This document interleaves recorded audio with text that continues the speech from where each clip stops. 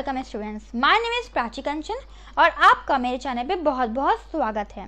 अगर आप मेरे इस चैनल पे न्यू हैं तो प्लीज़ मेरे चैनल को सब्सक्राइब करिए, लाइक करिए, शेयर करिए और कमेंट करके ज़रूर बताइए कि आपको मेरे वीडियोस कैसे लगते हैं। आज टॉपिक हम कवर करने जा रहे हैं वो है क्लास 9 की इकोनॉमिक्स बुक का first chapter the story of village Palampur. इसके पहले मैंने इसके ऊपर पार्ट 1 भी बनाया है, तो अगर आपको उस वीडियो को देखना है तो मैं उसकी लिंक ऊपर आई बटन पे और डिस्क्रिप्शन बॉक्स में अवेलेबल करा दूंगी। आप वहां से जाके पार्ट 1 देख सकते हैं और मैं हाईली रिकमेंड करूंगी पार्ट 2 से पहले आप जाके पार्ट 1 ज़रूर देखिए, तभी आपको ये अच्छे से समझ में आएगा। चलिए शुरू करते हैं, कंटिन्यू में अपना topic the story of village Palampur, page number 5, second paragraph. In Palampur, the yield of wheat grown from the traditional varieties were 1300 kg per hectare. अब यहाँ पे बात हो रही है कि पालमपुर में जो ट्रेडिशनल वैरायटी की जो वीट था उसकी पैदावार कितनी थी, 1300 kg पर हेक्टेयर। ठीक है, जो हमें यील्ड मिलती थी वो कितनी थी, 1300 kg पर हेक्टेयर। यहाँ पे हमें ध्यान देने की बात यह है कि 1960 लेट 1960 में जब ग्रीन रेवोल्यूशन हमारे इंडिया में लॉन्च हुआ तो HY seeds, chemical, fertiliser, pesticide इन सब का इस्तेमाल फार्मिंग में करने लगे लोग। वैसे ही पालमपुर में भी इसका दिखाया गया है कि लोग अब क्या कर रहे हैं, जो है HY सीड्स और फर्टिलाइजर, पेस्टिसाइड इन सब का इस्तेमाल कर रहे हैं। पर पहले टाइम में जब ये सब नहीं था, हम ट्रेडिशनल चीज़ों को इस्तेमाल करते थे, काउ डंग को as a natural manure fertiliser के रूप में इस्तेमाल करते थे। तो अब हमारी पैदावार कितनी थी, हमारी यील्ड कितनी थी, 1300 kg पर हेक्टेयर। पर विद HY सीड्स जब हमने इन सीड्स को इस्तेमाल करना शुरू कर दिया the yield went up to 3200 kg पर हेक्टेयर। तो हमारी यील्ड कितनी हो गई, 3200 kg पर हेक्टेयर हो गई। ठीक है, there was a large increase in the production of wheat. हमने ये चीज़ ध्यान में देखी कि यहाँ पे बहुत बड़ा डिफरेंस जो है वो हमारी यील्ड में आ रहा है, वीट के प्रोडक्शन में आ रहा है, जब हम ट्रेडिशनल वे से इस्तेमाल करते थे और जब हम HY सीड्स की हेल्प लेते हैं अपनी फार्मिंग टेक्निक्स में। Farmers now had greater amount of surplus. Surplus क्या होता है, एक्स्ट्रा। ठीक है, फार्मर्स के बाद अब एक्स्ट्रा अमाउंट ऑफ सरप्लस है किसका, वीट का, जिसे वो जाके मार्केट में सेल आउट कर देते हैं। ठीक है, या फिर कर सकते हैं। अब थर्ड पॉइंट हमारा आता है विल द लैंड सस्टेन।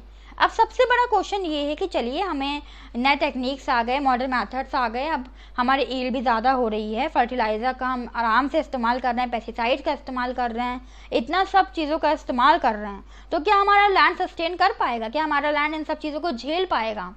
ठीक है, क्योंकि लैंड क्या है, हमारा नेचुरल रिसोर्स है, एक स्कैर्स रिसोर्स है। ठीक है, लिमिटेड है, तो क्या ये सस्टेन कर पाएगा। Land being a natural resource it is necessary to be careful in its use. क्योंकि नेचुरल रिसोर्स है तो ऐसा नहीं है कि हम इसको बना सकते हैं, कि हमें नेचुरली गिफ्ट मिला है, हमें इसको संभाल के रखना है, ये लिमिटेड होता है, तो इसको यूज़ करना हमें बहुत केयरफुली इसका इस्तेमाल करना चाहिए।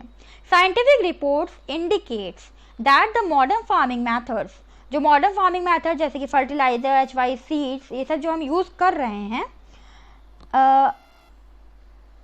Have over use the natural resource base. उसने क्या किया, नेचुरल रिसोर्स बेस को ओवर यूज कर दिया, जितनी क्षमता थी उससे ज़्यादा इस्तेमाल करने लगे हैं। In many areas green revolution, बहुत से एरियाज में green revolution is associated with the loss of soil fertility. अब ग्रीन रेवोल्यूशन देखिए हमारे फार्मर्स के लिए एक तरह से बहुत अच्छा हुआ क्योंकि हमें यील्ड मिलने लगी ज़्यादा, पर एक तरह से इसका नेगेटिव साइड सामने आया कि इसकी वजह से क्या हुआ, सॉइल फर्टिलिटी जो थी उसका लॉस हमें देखने को मिल गया। क्यों, due to increase use of chemical fertiliser, क्योंकि हम केमिकल फर्टिलाइजर का इस्तेमाल बहुत ज़्यादा करने लगे। Also continuous use of ground water for tubewell irrigation. अब हम लगातार अगर ग्राउंड वाटर का इस्तेमाल करेंगे ट्यूबवेल इरीगेशन के माध्यम से या उसके लिए, has led to the depletion of water table. आप जानते हैं कि हमारे ग्राउंड वाटर जो है वो भी लिमिटेड है और बहुत मिलियंस ऑफ ईयर्स के बाद जो है वो इकट्ठा होता है, और जब हम इतने आराम से धड़ल्ले से जो है वो ट्यूबवेल इरीगेशन में इसका इस्तेमाल करते हैं तो क्या होता है कि जो हमारी वाटर टेबल होती है वो डिप्लीशन में चली जाती है, कम होना शुरू हो जाती है, और वो हम भर भी नहीं सकते क्योंकि वो नेचुरल प्रोसेस है और इसमें मिलियंस ऑफ ईयर्स लगते हैं। ठीक है, environmental resources like soil fertility. ठीक है, तो वाटर टेबल जो है वो तो कम होने लगी, साथ में सॉइल जो था हमारा उसकी फर्टिलिटी भी लॉस होने लगी। And ground water are build up over years. और ये ग्राउंड वाटर जो है वो एक दिन में नहीं भर जाता, बल्कि ये इसको भरने में, इसको फिलअप होने में सालों लगते हैं। ये एक नेचुरल प्रोसेस होता है। Once destroyed it is very difficult to restore them. एक बार अगर ये डिस्ट्रॉय कर दिया गया तो इनको रिस्टोर करना बहुत ज़्यादा मुश्किल हो जाता है। We must take care of the environment to ensure future development of agriculture. हमको we must take care of the environment, हमें इन्वायरमेंट का ख्याल रखना पड़ेगा।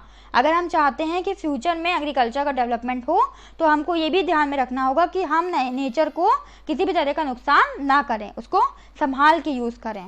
जिस तरह से हम इस समय यूज़ कर रहे हैं HY सीड्स का, फर्टिलाइजर्स का, केमिकल का, पेस्टिसाइड का, इससे क्या हो रहा है, हमारी यील्ड बढ़ रही है पर एक तरह से हमारी सॉइल फर्टिलिटी जा रही है, हमारा ग्राउंड वाटर डिप्लीशिएट हो रहा है, ठीक है, और ये हमारे लिए अच्छा नहीं है। हमें इस बात का भी ध्यान रखना होगा कि ये हमारे नेचर को किस तरह से अफेक्ट कर रहा है। Chemical fertiliser provide minerals which dissolve in water and are immediately available to plants, ठीक है। केमिकल फर्टिलाइजर जो हम इस्तेमाल करते हैं वो मिनरल्स प्रोवाइड करते हैं जो वाटर में डिसॉल्व हो जाते हैं और प्लांट्स को तुरंत मिल जाते हैं।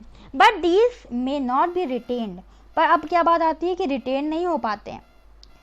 सॉइल फॉर लॉन्ग, सॉइल में ज़्यादा देर तक ये रिटेन नहीं हो पाते। दे मे एस्केप फ्रॉम द सॉइल, वो इसके सॉइल से निकल जाते हैं। पेल्यूट ग्राउंड वाटर, और किसको पेल्यूट करते हैं, किसको ख़राब करते हैं, हमारे ग्राउंड वाटर को, हमारे रिवर्स को, हमारे लेक्स को, जिनसे हम पानी पीते हैं, जिनसे जो वाटर सप्लाई में इस्तेमाल किए जाते हैं। Chemical fertilisers can also kill bacteria and other micro organisms in the soil. अब कुछ सॉइल में अच्छे बैक्टीरिया, ऑर्गेनिज्म, माइक्रो ऑर्गेनिज्म होते हैं जो सॉइल की फर्टिलिटी को मेंटेन करते हैं। तो बेसिकली जब हम केमिकल फर्टिलाइजर का इस्तेमाल करते हैं तो ये जो है सॉइल को अनफर्टाइल बनाता है और जो बैक्टीरिया और छोटे छोटे माइक्रो ऑर्गेनिज्म सॉइल्स में होते हैं उनको भी मार देता है। This means some time after the use, कुछ समय बाद जब हम इनका इस्तेमाल करते हैं तो soil will be less fertile, और हमारी जो सॉइल है कुछ समय के बाद जब हम इनको यूज़ करेंगे उसके कुछ समय बाद हमारी जो सॉइल होगी फर्टाइल नहीं होगी देन एवर बिफोर, जो जितनी पहले थी उससे कम हो जाएगी, ठीक है। The consumption of chemical fertiliser in Punjab is highest in the country. अब जो पंजाब है वो जो है वो सबसे ज़्यादा इन केमिकल फर्टिलाइज़र का इस्तेमाल करता है, सबसे ज़्यादा वो अपनी खेती में इसको यूज़ करते हैं। The continuous use of chemical fertilisers has led to degradation of soil health. इसकी वजह से क्या हुआ, क्योंकि वो इतना इस्तेमाल करते हैं, कंटिन्यूस प्रोसेस, कंटिन्यूस यूज़ करते हैं, तो क्या हुआ, सॉइल की जो हेल्थ है, सॉइल की जो फर्टिलिटी है वो बहुत ही ख़राब हो गई है वहाँ पे। Punjab farmers are now forced to use more and more chemical fertilisers. अब पंजाब के फार्मर्स को जो है वो फोर्स किया जाए, मजबूरी है उनकी कि वो ज़्यादा से ज़्यादा केमिकल फर्टिलाइजर्स को यूज़ करें। क्यों, क्योंकि उसके बिना तो अब उनका कोई काम होने वाला नहीं है, क्योंकि सॉइल की फर्टिलिटी लॉस हो चुकी है, बहुत ही ख़राब हो चुकी है।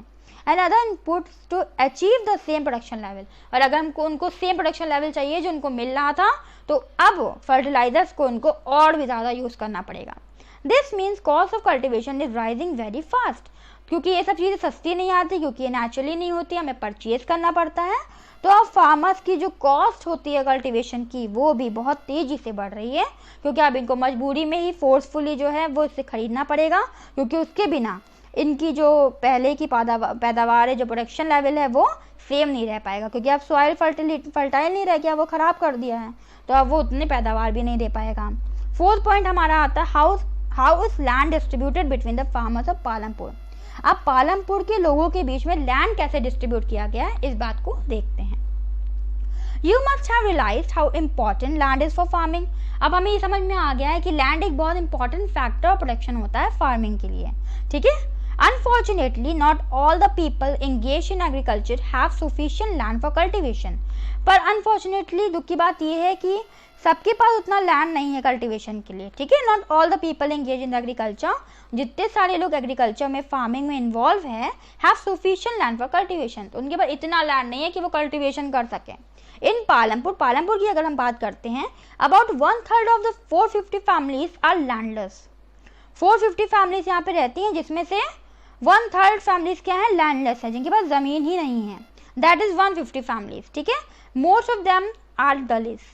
हमने पहले बोला था कि 450 फैमिलीज यहाँ पे रहती हैं, जिसमें से 150 फैमिलीज दलित की हैं, तो उसी में ओवरऑल इन्होंने बताया है कि 450 फैमिलीज जो हैं वो उसमें से 1/3 जो है वो लैंडलेस है, उनके पास ज़मीन ही नहीं है। और 150 families most of them are Dalit, और उसमें से 150 फैमिली जिनके पास लैंड नहीं है वो ज़्यादातर कौन है, दलित हैं। Have no land for cultivation, उनके पास कोई भी लैंड नहीं है जिसको वो कल्टीवेट कर सकें।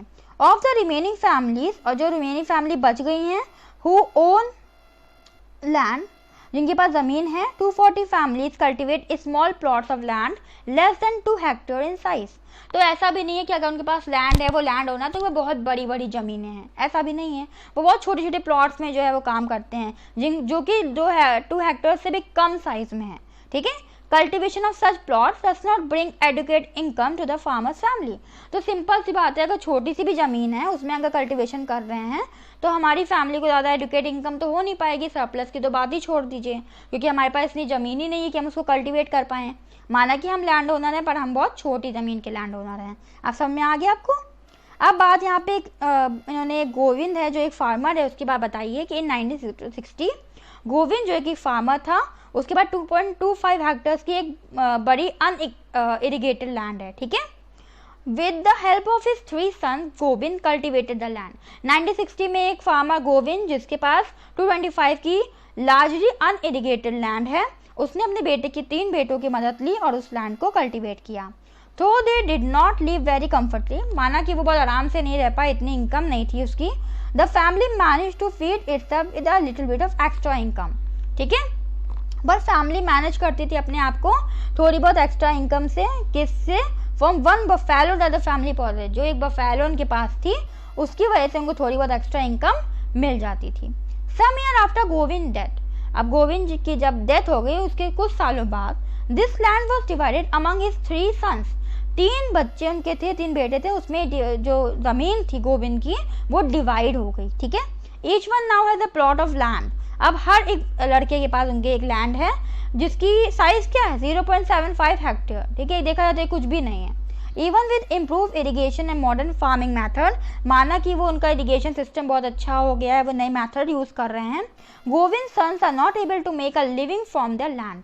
तो गोविंद सन जो है वो इतने अपनी ज़मीन पे काम करके सब कुछ यूज़ करके इरिगेशन मॉडर्न फार्मिंग मेथड, तब भी वो अपनी ज़िंदगी को उस लैंड के भरोसे जी नहीं सकते। ठीक है, उस लैंड से उनको इतनी इनकम नहीं मिलती कि वो बड़े आराम से अपने जीवन को गुजार सकें। They have to look for additional work during part of the year. तो उनको जो है वो साल में दूसरे कामों को भी देखना पड़ता है, जिससे कि वो अपनी रोजी रोटी कमा सके और सही से ज़िंदगी जी सकें। You can see the large number of small plot scattered around the village in the picture. आपको एक पिक्चर दिखाई गई थी जिसमें दिखाया था कि स्मॉल विलेजेस जो हैं वो लोगों के पास जो है small village. You can see the large number of small plots scattered around the village in the picture. These are cultivated by the small farmers. जो छोटे छोटे हमें इससे पहले छोटे छोटे प्लॉट दिखे थे ना, बड़े बड़े प्लॉट्स के बगल में छोटे छोटे प्लॉट दिखे थे, वो स्मॉल फार्मर के द्वारा कल्टिवेट किए जाते हैं। On the other hand, more than half of the area of village is covered by plot that are quite large in size. ठीक है, इन छोटे छोटे अगर हम प्लॉट्स को देखें और दूसरी तरफ हम देखें कि मोर than half the area of the village, आधे से भी ज़्यादा विलेज का एरिया किससे कवर्ड है? उन प्लॉट से जो साइज में बहुत बड़े हैं। ठीक है, in Palampur there are 60 families of medium and large farmers who cultivate more than 2 hectare of land. ठीक है, पालमपुर की जब हम बात करते हैं तो यहाँ पे 60 फैमिलीज हैं जो मीडियम और लार्ज फार्मर्स की हैं, जो 2 हेक्टेयर्स ऑफ लैंड से ज़्यादा कल्टिवेट करते हैं। एक तरफ ये मीडियम और लार्ज और एक तरफ ये स्मॉल हैं जिनके बहुत छोटे छोटे लैंड्स हैं और इनको इतना पैसा भी इन लैंड से नहीं मिल पाता कि वो अपनी रोजी रोटी अच्छे से चला सके, और उनको पार्ट टाइम इधर उधर कहीं पे दूसरे के लैंड पे लेबर के रूप में काम करना पड़ता है, तो वो काम ढूंढते हैं। ठीक है, तो ये देखने को यहाँ पे हमको मिलता है। A few of the large farmers have land exceeding over 10 hectares of land. और कुछ ऐसे भी लार्ज फार्मर्स हैं जिनकी लैंड तो 10 हेक्टेयर से भी ज़्यादा है। तो आप समझ सकते हैं अनइक्वल डिस्ट्रीब्यूशन ऑफ लैंड हम पालमपुर में देख सकते हैं। ये हमारे इंडिया के ऊपर भी है, हमारे इंडिया में भी लैंड डिस्ट्रीब्यूशन जो है वो अनइक्वल है, इनकम डिस्ट्रीब्यूशन अनइक्वल है। तो वैसे ही यहाँ पालमपुर में है कि कुछ तो बहुत ही गरीब हैं, कुछ के पास तो ज़मीन ही नहीं है, कुछ के पास बहुत छोटी ज़मीन है, कुछ के पास इतनी ज़मीन है कि वो अपना काम चला सकते हैं, और कुछ के पास इतनी ज़्यादा ज़मीन है कि उनको एडिशनल लेबरर्स रखने पड़ते हैं। ठीक है, बहुत ज़्यादा बड़ी बड़ी ज़मीनें उनके पास हैं। तो ये अनइक्वल डिस्ट्रीब्यूशन ऑफ लैंड भी हमें इस स्टोरी से समझने को मिलता है। ठीक है, देखिए यहाँ पे कुछ पिक्चर में दिखाया जा रहा है जहाँ पे आपको मॉडर्न टेक्निक्स यूज़ करते हुए फार्मर दिख रहे हैं और ट्रेडिशनल टेक्निक्स यूज़ करते हुए फार्मर दिख रहे हैं। ठीक है, ये पिक्चर डिपेक्ट करती है कि क्या डिफरेंस है जब हम मॉडर्न मेथड्स को यूज़ करते हैं और जब हम ट्रेडिशनल मेथड्स को यूज़ करते हैं।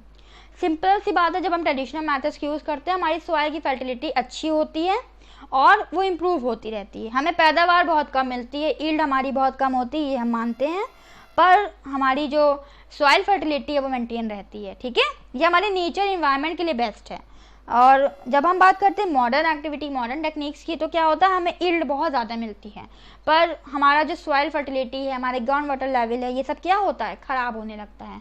और एक समय के बाद हमें जो है वो इन फर्टिलाइजर्स को इस्तेमाल करना पड़ता है, फोर्सफुली इस्तेमाल करना पड़ता है, ना चाहते हुए भी इस्तेमाल करना पड़ता है, क्योंकि अगर हम नहीं करेंगे तो हमारी यील्ड क्या होगी, वो कम हो जाएगी और हम सेम प्रोडक्शन लेवल मेंटेन नहीं कर पाएंगे। ठीक है, चलिए फिर से वापस आ जाते हैं जो हम पढ़ रहे थे।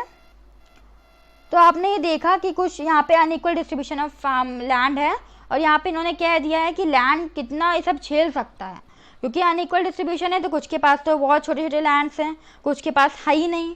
तो ये बहुत ही एक तरह से चिंता की बात है कि कुछ के पास है और कुछ के पास बिल्कुल ही लैंड नहीं है, कुछ के पास इतने बड़े लैंड है कि कुछ 10 हेक्टेयर से भी ज़्यादा लैंड है। ठीक है, तो बहुत सोचने वाली बात है। अब फिर पॉइंट हमारा आता है, who will provide the labour. अब लेबर कौन प्रोवाइड करेगा। अभी क्वेश्चन हमारे दिमाग में आ रहा है कि चलो लैंड भी हो गया, हमारी पॉपुलेशन भी हमें समझ में आ गई, हमें मेथड भी समझ में आ गए, फैक्टर प्रोडक्शन भी समझ में आ गया। अब बात आती है कि लेबर कौन देगा। ठीक है, आफ्टर लैंड, लैंड के बाद लेबर जो है वो सबसे इंपॉर्टेंट फैक्टर फॉर प्रोडक्शन होता है। हमें पता है कि हमने अगर लैंड ले लिया, हमारे पास ज़मीन है, हमने मैन्युफैक्चरिंग भी लगा दी, हमने मतलब अपना काम शुरू कर दिया बेसिकली, पर जब हमारे पास कोई होगा ही नहीं लेबर, तो हम अपने काम को कैसे जारी रखेंगे। तो लेबर जो है बहुत इंपॉर्टेंट फैक्टर प्रोडक्शन होता है लैंड के बाद। ठीक है बच्चों, अगर आपको समझ में आ रहा हो तो प्लीज़ कमेंट सेक्शन में ज़रूर बताइए क्या क्या आपको समझ में आया है। इससे मुझे बहुत इंस्पिरेशन मिलती है, मोटिवेशन मिलती है। ठीक है, farming requires a great deal of hard work. Farming बहुत आसान नहीं होती, इसमें बहुत मेहनत लगती है। ठीक है, small farmers along with their families cultivate their own fields. जो छोटे छोटे किसान होते हैं, क्योंकि उनकी छोटी छोटी ज़मीनें होती हैं, तो वो अपने फैमिलीज़ के साथ ही मिलकर अपनी ज़मीन पे काम करते हैं, वो एडिशनल किसी को बाहर से नहीं बुलाते। Thus they provide the labour required for farming themselves. तो वो जो लेबर चाहिए होता है फार्मिंग के लिए, वो अपने में ही जुगाड़ कर लेते हैं, अपनी फैमिली को ही लगा देते हैं इस काम में। तो पहला क्वेश्चन मिल गया कि स्मॉल फार्मर्स क्या करते हैं, वो लैंड के लिए फार्मर लेबर कहाँ से लाते हैं, अपनी फैमिली से ले आते हैं। ठीक, medium and large farmers hire farm labourers. जो मीडियम फार्मर्स होते हैं, जिनकी मीडियम और लार्ज फार्मर्स होते हैं, वो क्या करते हैं, हायर करते हैं लेबर फार्म लेबरर्स को to work on their field. तो ये हायर करते हैं बाहर से यही लोग जो जिनके पास लैंड नहीं होती है, और जो छोटे छोटे लैंड के ओनर्स होते हैं, जो इधर उधर काम ढूंढते हैं, तो उनको ये जो है हायर कर लेते हैं। कुछ लोग होते हैं जो काम ही यही करते हैं, जब जो मजदूरी करते हैं फार्म में, खेतों में, दूसरों के खेतों में जाके काम करते हैं। तो ये जो मीडियम और लार्ज फार्मर्स होते हैं, वो फार्म लेबरर्स को जो हायर कर देते हैं अपने फील्ड पे काम करने के लिए। ठीक है, हमको पता चल गया कि लेबर कहाँ से लाते हैं। अब यहाँ पे देखिए एक पिक्चर डिपिक्ट की गई है जिसमें 2 फार्मर्स हैं, दला एंड रामकली, जो कि यहाँ पे सबसे गरीब हैं, इस विलेज के सबसे गरीब लोग हैं। और क्यों गरीब हैं ये आपको नीचे पता चलेगा। ठीक है, इनकी बातचीत हो रही है और ये अपने प्रॉब्लम्स को बता रहे हैं कि कितना एक्सप्लॉयटेशन इनके साथ होता है और कितनी इनको पेमेंट मिलनी चाहिए पर कितनी मिलती है। ठीक है, तो हम इसको अच्छे से नीचे समझेंगे।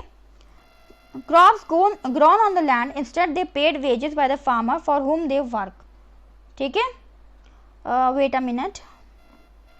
हाँ, ये farm labourers come either from landless families. देखिए वही बात कि एक आते कहाँ से हैं, ये लैंडलेस फैमिलीज से आते हैं, जिनके पास कोई ज़मीन नहीं है, ऐसी फैमिलीज से आते हैं। और families cultivating small plots of land, या उन फैमिलीज से आते हैं जो इनके पास बहुत छोटे छोटे लैंड्स हैं, वो छोटे छोटे लैंड्स को कल्टिवेट करती हैं। Unlike farmers, farm labourers do not have a right. अब सबसे बड़ी बात, क्या इनका अधिकार होता है ज़मीन पे जहाँ पे काम करते हैं? बिल्कुल नहीं।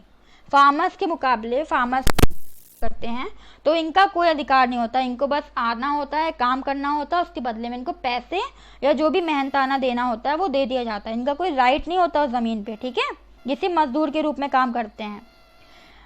Right over the crop grown on the land. ठीक है, कोई भी अधिकार जो है उस क्रॉप पे नहीं होता जो ये उगाने में हेल्प करते हैं, जिस पे लेबर देते हैं, जिस पे मेहनत करते हैं। Instead they are paid wages by the farmer for whom they work. पर इसके बदले में इनको क्या मिलता है? किस लिए काम कर रहे होते हैं? पैसे कमाने के लिए। तो उसके बदले में इनको वेजेस मिलते हैं, मेहनताना मिलता है। Wages can be in cash. और वेजेस भी बहुत बढ़िया, वेजेस भी जो मेहनताना मिलता है काम के बदले में वो भी कैश में हो सकता है या फिर इन काइंड किसी भी तरह के क्रॉप में दे सकते हैं। कभी कभी क्या होता है पैसे देते हैं, कभी कभी क्रॉप दे देते हैं। Sometime labourers get meals also, कभी कभी खाना भी दे देते हैं। Wages vary widely from region to region, from crop to crop, from one farm activity to another. ठीक है, तो जो वेजेस होती हैं वो बहुत वाइडली डिस्ट्रीब्यूटेड है। अब ये भी दे रहे हैं कि region to region, crop to crop, एक फार्मर एक्टिविटी से दूसरी फार्मर एक्टिविटी, सोइंग कर लिया, हार्वेस्टिंग कर लिया, इसमें भी वेजेस जो है वो वाइडली डिस्ट्रीब्यूटेड होती हैं, अलग अलग तरीके से दी जाती हैं। ठीक है, अलग अलग होती हैं।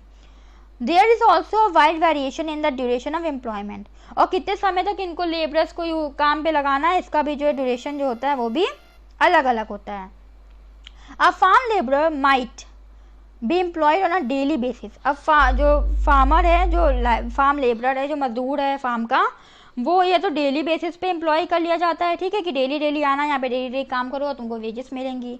और फिर वन पर्टिकुलर फार्म एक्टिविटी, या तो तुम सोइंग के लिए आ जाओ, ठीक है, या हार्वेस्टिंग करने के लिए आ जाओ, एक पर्टिकुलर एक्टिविटी के लिए उनको रखा जाता है, जैसे कि हार्वेस्टिंग और फॉर द होल ईयर, या फिर पूरे साल के लिए उनको जो है वो रख लिया जाता है कि तुम पूरे साल हमारे खेत पे काम करोगे। ठीक है, Dala is a landless farm labourer. अब जो ऊपर आपने पिक्चर देखी थी दो लोगों की, एक वुमेन और एक मैन की, उनके बारे में डिस्कस किया जा रहा है।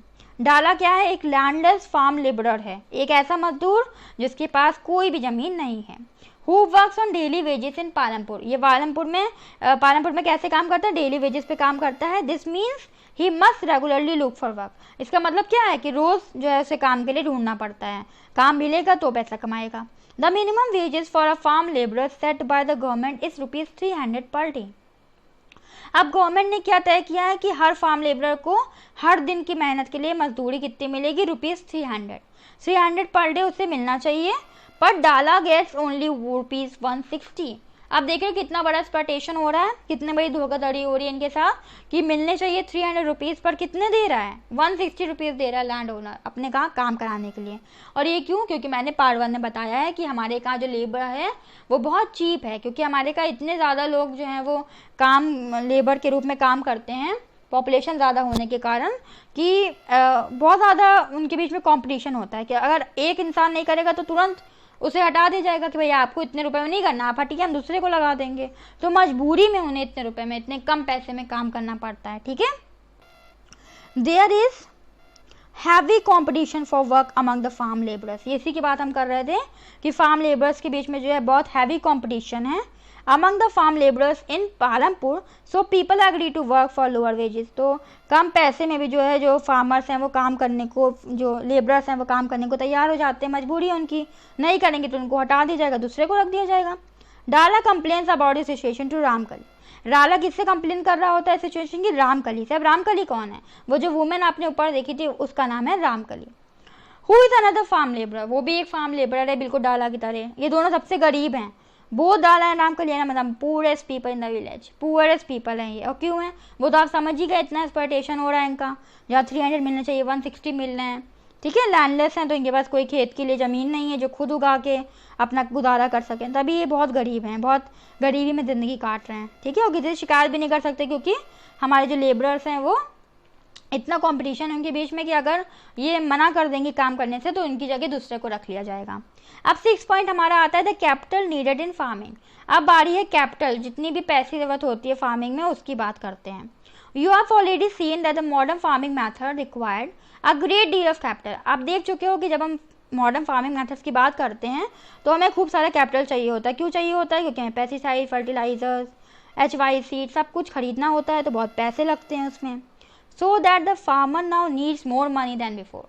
अब फार्मर को पहले से ज़्यादा मनी की ज़रूरत होती है क्योंकि अब नेचुरल काउडंग का इस्तेमाल फर्टिलाइजर के रूप में नहीं करते, वो मॉडर्न टेक्निक्स का इस्तेमाल करते हैं जो कि महंगी है और जो उन्हें परचेज करनी पड़ती है। Most small farmers have to borrow money to arrange for capital. अब छोटे छोटे फार्मर्स जो होते हैं जिनके पास बहुत छोटी छोटी ज़मीनें होती है, क्या करते हैं, पैसे मांगते हैं। ठीक है, उनके पास पैसे होते नहीं तो वो अपनी कैपिटल का अरेंज कैसे करते हैं, कैपिटल का अरेंज वो पैसे मांग के करते हैं, उधार लेके। दे बोरो फ्रॉम लार्ज फार्मर्स और द विलेज मनी लैंडर्स और the traders who supply various inputs for the cultivation.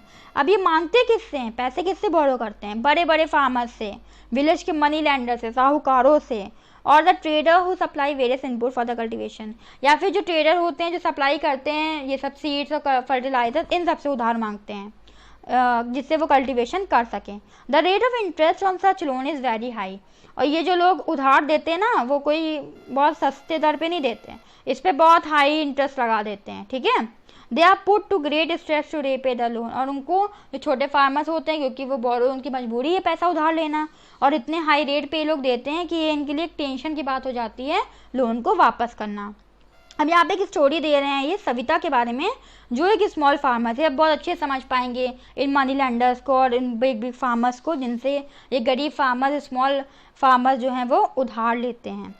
Savita जो है वो एक स्मॉल फार्मर है और she plans to cultivate wheat on her 1 hectare of land. इसके पास कितनी ज़मीन है? बहुत ही कम ज़मीन है, सिर्फ 1 हेक्टेयर है। तो ये डिसाइड करती है कि हम इस पर कल्टिवेशन करेंगे, प्लान करती है, ठीक है। बिसाइड सीड के अलावा fertiliser and pesticide, she needs cash to buy water, ठीक है। इन सीड्स के अलावा फर्टिलाइजर पेस्टिसाइड्स के अलावा इसको पैसे और भी चाहिए जिससे ये वाटर को खरीद सके और रिपेयर कर सके अपने फार्म के इंस्ट्रूमेंट्स को। She estimate that the working capital itself would cost a minimum of ₹3,000। ये कहती है, सोचते एस्टिमेट करती है, अनुमान लगाती है कि जो वर्किंग कैपिटल है जो हर स्टेज पे इसको चाहिए होगा वही मिनिमम ₹3,000 है। She does not have the money. अब सिंपल सी बात है, ये गरीब है, स्मॉल फार्मर है, तो उसके पास इतने पैसे नहीं हैं। So she decide to borrow from Tejpal Singh. तो ये डिसाइड करती है कि चलो तेजपाल सिंह से लेते हैं। अब तेजपाल सिंह कौन है, चलिए देखते हैं। ये एक लार्ज फार्मर है, ठीक है, ये पैसे वाले फार्मर हैं, बड़ी ज़मीन के मालिक हैं। Tejpal Singh agrees to give Savita the loan at an interest rate of 24% for 4 months। Just look at that, 24% 4 months के लिए लोन दे रहे हैं, ठीक है। ये एग्री कर देते हैं कि हम आपको लोन देंगे, पर रेट ऑफ इंटरेस्ट कितना लगाते हैं? 24% for 4 months, which is very high, ठीक है, which is a very high interest rate. Savita also has to promise to work on his field. अब सविता ये भी प्रॉमिस कर देती है कि हम आपकी फील्ड पे जो है एज अ फार्म लेबर भी काम करेंगे ड्यूरिंग द हार्वेस्ट सीजन। और किस लेबर वेज क्या होगी? ₹100 पर डे। देखिए अभी वहाँ पे 160 मिल रही थी जब मिलनी चाहिए 300, और यहाँ पे इन्होंने प्रॉमिस करा है कि 100 पर डे, मतलब सिर्फ ₹100 पे ये काम करेंगी, ठीक है। ये भी एक्सप्लॉयटेशन का एक जरिया है। ये भी यहाँ पे भी एक्सपेक्टेशन दिख रहा है कि एक तो लोन इतने हाई इंटरेस्ट पे इन्होंने दिया, ऊपर से इनको ये भी प्रॉमिस करना पड़ा सविता को कि वो तेजपाल सिंह के फील्ड पे जब हार्वेस्ट सीजन होगा तो ₹100 पर डे पे अपना जो है फार्म लेबरर के रूप में काम करेगी। As you can tell this wage is quite low, of course this is quite low, बहुत ही कम है। Savita knows that she will have to work very hard to complete harvesting on her own field. अब उसको अपनी ज़मीन पे भी तो काम करना है, उसी के तो उसने लोन लिया है। And then work on as a farm labourer for Tejpal Singh. तब इनके कहाँ भी आगे काम करना पड़ेगा उसको। The harvest time is very busy time. Harvest time जो होता है बहुत ही बिजी टाइम होता है। As a mother of 3 children she has a lot of household responsibility. माना कि स्मॉल फार्मर है, खेती करना चाह रही हैं, इन्होंने लोन लिया है, पर ये एक मदर भी हैं जिनके 3 बच्चे हैं और इनकी हाउस होल्ड की रिस्पॉन्सिबिलिटी भी बहुत ज़्यादा है। Savita agrees to these tough conditions as she knows getting a loan is difficult for a small farmer। और वो एग्री कर देती है इन सब टफ कंडीशंस को क्योंकि उनकी मजबूरी है, क्योंकि वो जानती हैं कि स्मॉल फार्मर्स को लोन मिलना इतना आसान नहीं होता, ठीक है। लोन मिलना इनके लिए बहुत बड़ी बात है कि इनको लोन मिल गया, चाहे कि इतनी हाई रेट्स पे मिला, इसी बात से खुश है कि इनको लोन मिल गया। Among 3 factor production we found that labor is the most abundant factor production, ठीक है। सबसे ज़्यादा हमारे पास क्या है? लेबर अवेलेबल है, क्योंकि लैंड भी कम है, कैपिटल भी कम है, दोनों चीज़ें लिमिटेड हैं, पर लेबर हमारे पास अबंडेंट है, ठीक है, बहुत ज़्यादा है। There are many people who are willing to work as farm labourers in the village, ठीक है। अब हमारे पास बहुत से ऐसे लोग हैं जो विलेजेस में लेबरर्स के रूप में, फार्म लेबरर्स के रूप में काम करते हैं। Where are opportunity of work are limited. Work की अपॉर्चुनिटी कितनी है? लिमिटेड है। They belong to other landless family, या तो वो लैंडलेस फैमिली से होते हैं या स्मॉल फार्मिंग फैमिली से होते हैं, जिनके पास छोटी छोटी ज़मीनें होती हैं, ठीक है। They are paid low wages and lead a difficult life. उनको बहुत कम पैसे दिए जाते हैं, बहुत टफ लाइफ जो है वो लोग जीते हैं, ठीक है। और इन कंट्रास्ट टू लेबर, जो लेबर होता है, land is scarce factor production कह सकते हैं। कल्टिवेटेड लैंड जो होता है वो हमारे पास लिमिटेड है। More over even the existing land distribution unequally among the people, क्योंकि हमने देखा है कि जो लैंड है वो अनइक्वल डिस्ट्रीब्यूट हुआ है फार्मिंग के लिए। किसी के पास बहुत ही छोटा है, किसी के पास है ही नहीं, ऐसे लैंड दिए गए हैं। people engage among the people engaged in farming, there are a large number of small farmers who cultivate small plots of land। हमें ये भी देखने को मिला कि large number of small farmer जो होते हैं वो स्मॉल प्लॉट ऑफ लैंड पे काम करते हैं, फार्मिंग करते हैं और live in condition not much better than a landless farm labourer. और उनकी जो कंडीशन होती है वो, जिनके पास ज़मीन नहीं है उन ज़्यादा कुछ खास नहीं होती, वो भी बहुत ऐसी गरीबी में जीते हैं, उनके पास ज़्यादा पैसे वैसे नहीं होते क्योंकि उनकी ज़मीन ही इतनी बड़ी नहीं होती कि उससे ज़्यादा अर्निंग कर सकें। To make the maximum use of existing land, farmer जो होते हैं जब उनके पास इतनी ज़मीन ही नहीं है तो वो क्या करेंगे, वो फर्टिलाइजर्स का, मॉडर्न टेक्निक का इस्तेमाल करते हैं। Both these have lead to increase in production of crop, और इन सबसे क्या होता है, प्रोडक्शन जो क्रॉप की होती है वो बढ़ जाती है। अब इसमें दे रहा है कि modern farming method requires a great deal of, ठीक है, रिसोर्सेज की, पैसे की ज़रूरत होती है, कैपिटल की ज़रूरत होती है। Small farmer usually need to borrow money to arrange for the capital, और कैपिटल अरेंज करने के लिए क्या करते हैं लोग, पैसे मांगते हैं उधार पे। And are put to great distress to repay the loan, अब इतना उधार मांगेंगे और इंटरेस्ट इतना हाई फाई, तो बहुत इनको टेंशन, उसकी चिंता होती है। Therefore capital to the scarce factor of resources particularly for the small farmer. अब हमको ये तो समझ में आ गया कि स्कार्स रिसोर्स कौन है, लैंड हमारा स्कार्स रिसोर्स है और हमारा कैपिटल, ठीक है। इसका मतलब क्या होता है, लिमिटेड है, ठीक है, स्कैसिटी में है, कम है, लेबर की तरह नहीं है जो बहुत ज़्यादा है। Though both land and capital are scarce, there is a basic difference between the two factor production, ठीक है, दोनों ही स्केर्स है पर इसमें बहुत बड़ा डिफरेंस है दोनों में। क्या डिफरेंस है, सबसे पहले जब हम लैंड की बात करते हैं, लैंड क्या है हमारा, नेचुरल रिसोर्स है, गॉड गिफ्टेड है, लिमिटेड है, हमने नहीं लैंड को क्रिएट किया, लैंड था, ठीक है, नेचुरल हमें मिला था नेचुरल रिसोर्स के रूप में। कैपिटल क्या है, एक मैन मेड रिसोर्स है, ठीक है। It is possible to increase capital, capital को इंक्रीज करना हमारे लिए पॉसिबल है, जबकि लैंड जो है वो फिक्स्ड है, ये तो हमारा पहले ही पॉइंट था।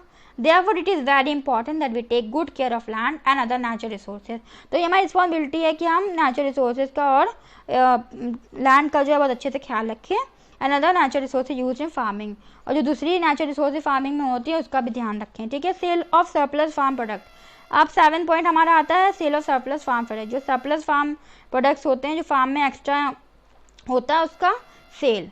Let us suppose that farmers have produced wheat on their land using the 3 factor production, चलिए मान लेते हैं कि हमारे लैंड फार्मर्स ने प्रोड्यूस किया है वीट को अपने लैंड में, फैक्टर प्रोडक्शन, तीनों फैक्टर प्रोडक्शन को यूज़ कर लिया, लैंड, लेबर और मनी, कैपिटल, ठीक है।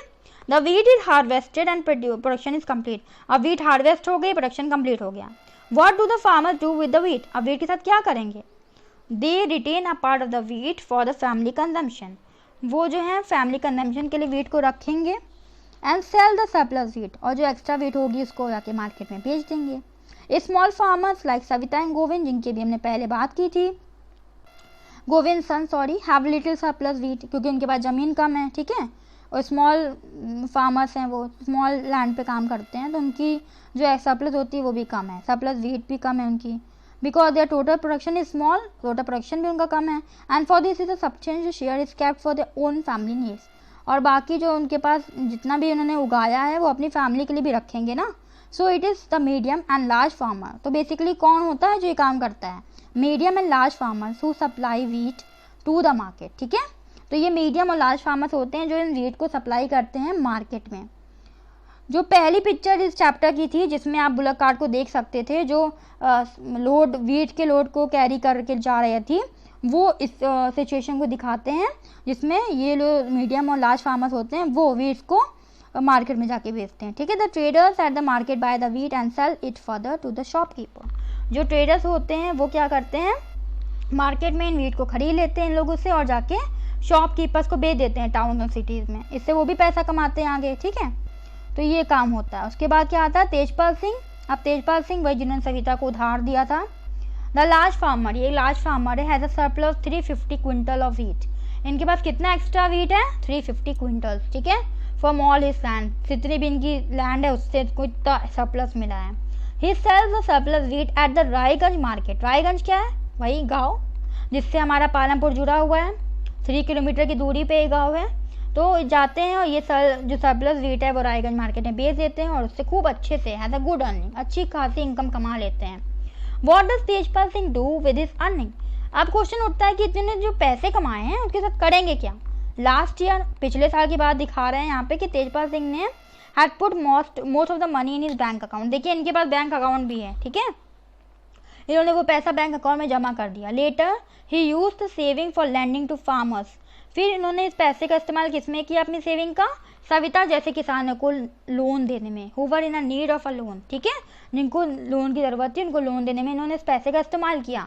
इन्होंने कोई भी समाज कल्याण का काम नहीं किया, क्योंकि ये जो पैसा इन्होंने बचाया था लोन देके इन्होंने हाई इंटरेस्ट में जो है वसूलने की कोशिश की। तो ये कह सकते हैं कि इन्होंने अपने पैसे को जो बैंक अकाउंट में सेव किया था उसको उन लोगों को दिया जिनको पैसे की ज़रूरत थी। इस तरह से भी इन्होंने अपनी अर्निंग को यूज़ किया। He also use a saving to arrange for the working capital for farming in the next season. Working capital के रूप में भी जो था इन्होंने फार्मिंग के लिए जो अगले सीजन में ज़रूरत थी उसके लिए भी इन्होंने यूज़ किया उस पैसे का। अब इस साल की प्लानिंग इनकी ये है, this year Tejpal Singh plan to use his earning to buy another tractor. इस साल तेजपाल सिंह जो है वो इस पैसे का इस्तेमाल ट्रैक्टर खरीदने में करेंगे। Another tractor would increase is fix capital, ठीक है, फिक्स कैपिटल को इंक्रीज करेगा। फिक्स कैपिटल क्या होती है? जिसको हम खरीद लेते हैं और कई साल तक जो है वो रिटर्न देती है, बहुत साल तक हम उसको यूज़ कर सकते हैं, ठीक है, बार बार इसको चेंज नहीं करना पड़ता। लाइक तेजपाल की तरह other large and medium farmers sell the surplus farm product, वो भी यही काम करते हैं, वो भी बेचते हैं। अब part of the earning is saved and kept for buying capital for the next season, और जो बच जाता है, जो पैसे सेव करते हैं उससे अगली बार जो है वो कैपिटल खरीद लेते हैं। Thus they are able to arrange for the capital for farming from their own saving, तो वो बोरो नहीं करना पड़ता, अपनी ही सेविंग से जो है वो कैपिटल खरीद लेते हैं, अरेंज करते हैं फार्मिंग के लिए कैपिटल, उनको किसी से बोरो नहीं करना पड़ता। Some farmers might also use a saving to buy cattle truck और टू सेटअप शॉप। कुछ फार्मर जो होते हैं वो क्या करते हैं? कैटल खरीद लेते हैं, ट्रक्स खरीद लेते हैं, या फिर शॉप्स सेटअप कर देते हैं, छोटी मोटी शॉप, ठीक है। As we shall see this constitute the capital for non farm activity. तो ये हमें पता चल गया जो पैसे न बचाए हैं तो कुछ लोग तो कुछ लोन देते हैं, कुछ सेविंग करते हैं, कुछ फिक्स कैपिटल खरीद लेते हैं, मशीनरी खरीद लेते हैं, और कुछ लोग जो हैं वो कैटल ट्रक या फिर शॉप खरीद लेते हैं जो कि नॉन फार्म एक्टिविटीज़ होती हैं। As we shall see this constitute the capital for non farm activity, ठीक है, नॉन फार्म एक्टिविटीज़ होती हैं ये। स्टार्टिंग में हमने देखा था कि 75% of Palampur people are engage in farming and 25% are engage in non farm activities. अब उसकी बारी है कि नॉन फार्म एक्टिविटीज़ क्या होती हैं। इसका फार्मिंग से कोई मतलब नहीं, हमने आप तक सब पढ़ डाला कि फार्मिंग में हमको क्या क्या चाहिए होता है, और लेबर, कैपिटल, लैंड के बारे में सब कुछ पढ़ डाला। नॉन फार्म एक्टिविटीज़ की बारी। We have learn about farming as a main production activity in Palampur. हमने जान लिया कि पालमपुर में मेन एक्टिविटी क्या है, farming. We shall now take a look at some of the non farm activity production activity. अगर नॉन फार्म प्रोडक्शन एक्टिविटी क्या हो रही है उसके बारे में जान लेते हैं। Only 25% of the people working in Palampur are engage in activity other than agriculture.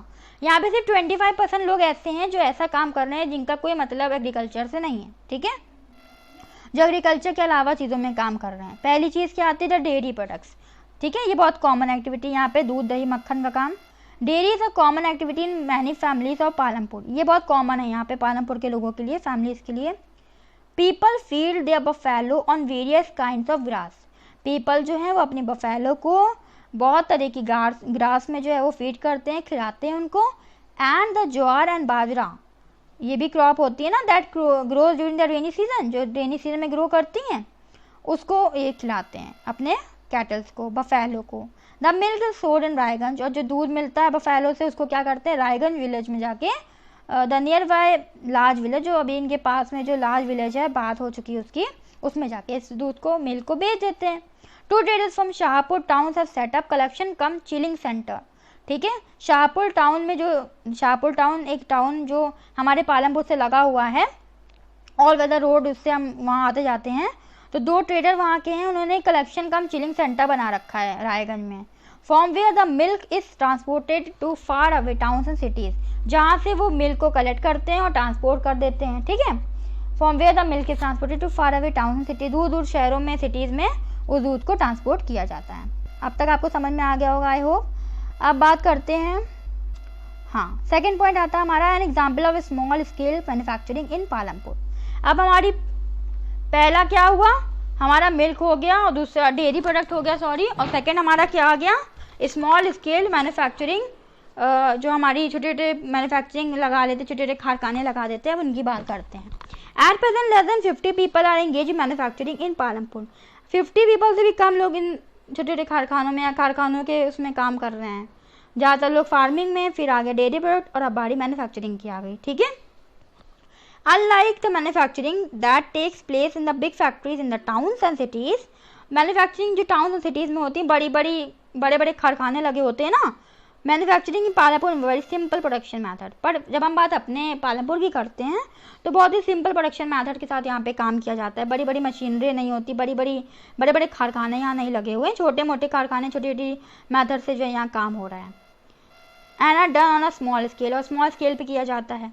They are carried out mostly at home और in the field with the help of family labour. ये घर पे किया जाता है या फिर फील्ड पे किया जाता है अपने फैमिली के लोगों को इस्तेमाल करके as a labour. Rarely are labourers hire, बहुत कम ही होता है कि बाहर से लेबर्स को हायर करते हैं, जैसे हम पहले देखते थे फार्मिंग एक्टिविटीज़ में। ठीक है, अब यहाँ पे फिर एक एग्जाम्पल दिया जाता है एक मिस्टर मिश्री लाल का। ठीक है, मिश्री लाल कौन है, चलिए देखते हैं। Mishri Lal has purchase a mechanical sugar cane crushing machine.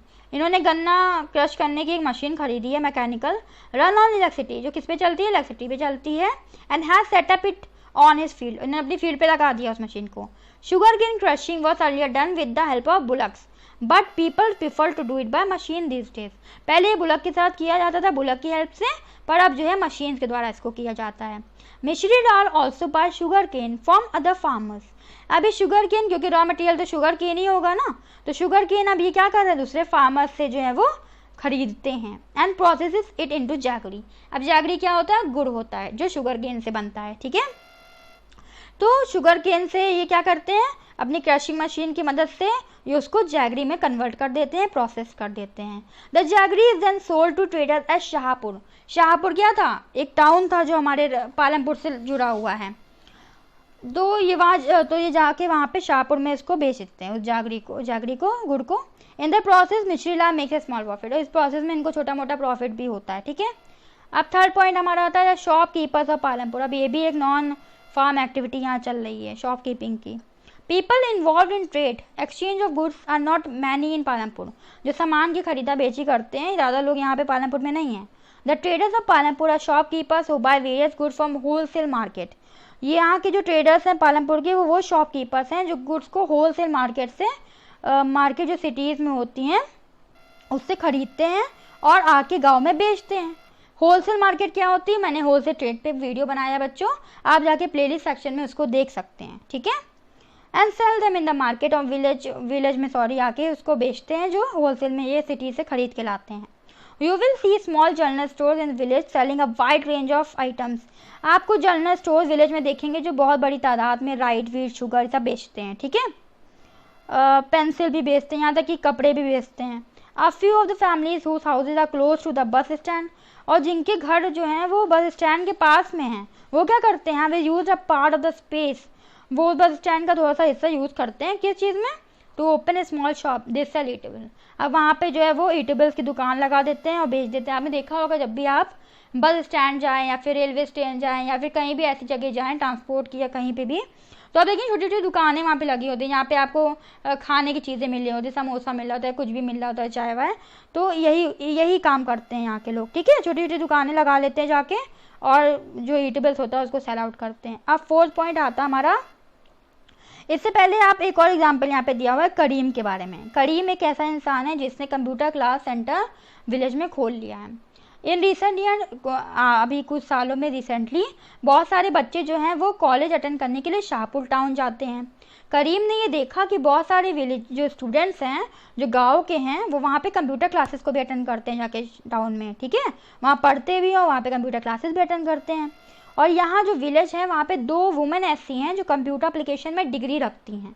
ठीक है, तो उसने डिसाइड किया कि चलो इन दोनों वुमेन्स को अपने कहाँ हम एम्प्लॉय देंगे, यानी नौकरी दे देंगे, एम्प्लॉय कर लेंगे।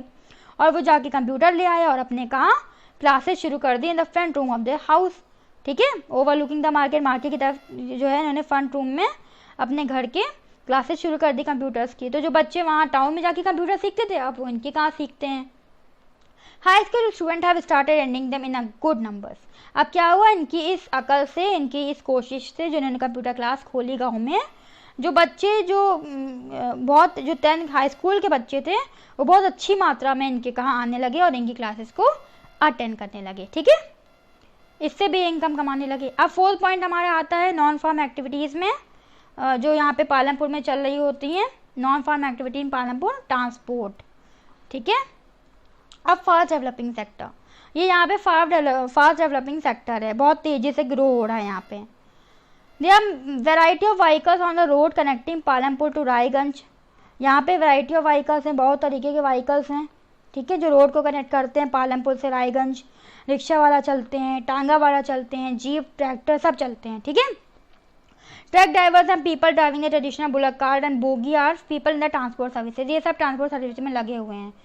दे ferry people and goods from one place to another and return get paid for it, ये लोगों के सामान को जो है वो इधर से उधर करते हैं, मतलब इधर से उधर पहुँचाते हैं और उसके बदले में इनको पे किया जाता है, पैसे मिलते हैं।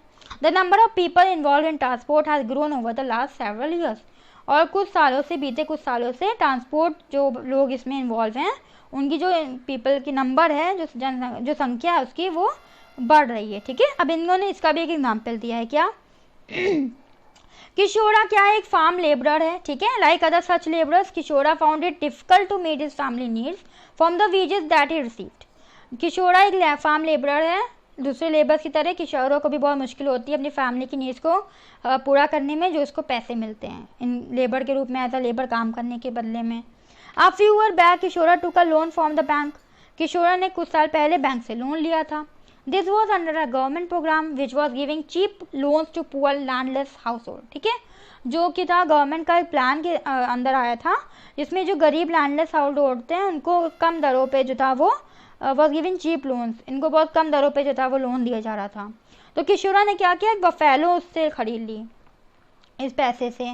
He now sells the buffalo milk, और अब वो क्या करता है, बफेलो का जो मिल्क है उसे वो बेचता है, इससे वो पैसे कमाता है। फिर किशोरा क्या करता है, further he had attached a wooden cart to buffalo, और उसने उसी बफेलो पे वुडन कार्ट लगा रखी है, and uses it to transport various item, और फिर उसी से वो ट्रांसपोर्ट भी करता है वेरियस आइटम को। Once a week he goes to the river Ganga, once a week यानी हफ्ते में एक बार क्या करता है, रिवर गंगा जाता है। क्यों जाता है, to bring back clay for the potter, potter के लिए वो क्ले लेके आता है। और sometime he goes to the Shahpur town जाता है, किस लिए, with a load of jaggery और अदर कमोडिटी, जैगरी यानी गुड़ या फिर दूसरी कमोडिटीज़ को लेके जाता है शाहपुर गाँव बेचने के लिए, मतलब बेचने के लिए क्या कैरी करके जाता है, ठीक है, एज अ ट्रांसपोर्ट इसको यूज़ किया जाता है। Every month he get some work in transport, कुछ ना कुछ इसको काम हर महीने मिल ही जाता है ट्रांसपोर्ट में। As a result Kishora is able to earn more than what he used to do some years back, जब ये फार्म लेबर था बेचारा तो उसके पास उतनी इनकम नहीं होती थी जितना भी कर रहा है, क्योंकि ये मिल्क भी बेचता है, ये ट्रांसपोर्ट का काम भी करता है। तो अब Kishora is able to earn more, अभी ज़्यादा अर्न कर पा रहा है than what he used to do some years back, ठीक है, कुछ साल पहले जो ये कर पाता था उससे ज़्यादा अब ये कमा पा रहा है। तो आई होप ये चैप्टर आपको समझ में आया होगा। ये बहुत ही इंटरेस्टिंग, बहुत ही अच्छा चैप्टर है, जिसमें आपको फैक्टर प्रोडक्शन के बारे में समझाया गया है, अनइवन लैंड डिस्ट्रीब्यूशन के बारे में, एक्सप्लॉयटेशन के बारे में, और बहुत तरह की फार्म एक्टिविटीज़, ठीक है, ग्रीन रेवोल्यूशन से क्या क्या आया उसके बारे में, और जो नॉन फार्म एक्टिविटीज़ है उसके बारे में आपको अच्छे से बताया गया है, डिस्कस किया गया है। और आप पार्ट 1 ज़रूर देखिएगा तो आपको ये चैप्टर बहुत अच्छे से समझ में आएगा। और आई होप जो मैंने आपको समझाया वो भी आपको अच्छे समझ में आया हो। अगर आपको अच्छे समझ में आया तो प्लीज़ मेरे चैनल को सब्सक्राइब ज़रूर करिएगा, लाइक ज़रूर करिएगा, अपने फ्रेंड्स में ज़रूर शेयर करिएगा, और कमेंट ज़रूर करिएगा, मुझे ज़रूर बताइएगा कि आपको कैसा लगा, ठीक है। Thank you very much for visiting, do visit again, thank you very much.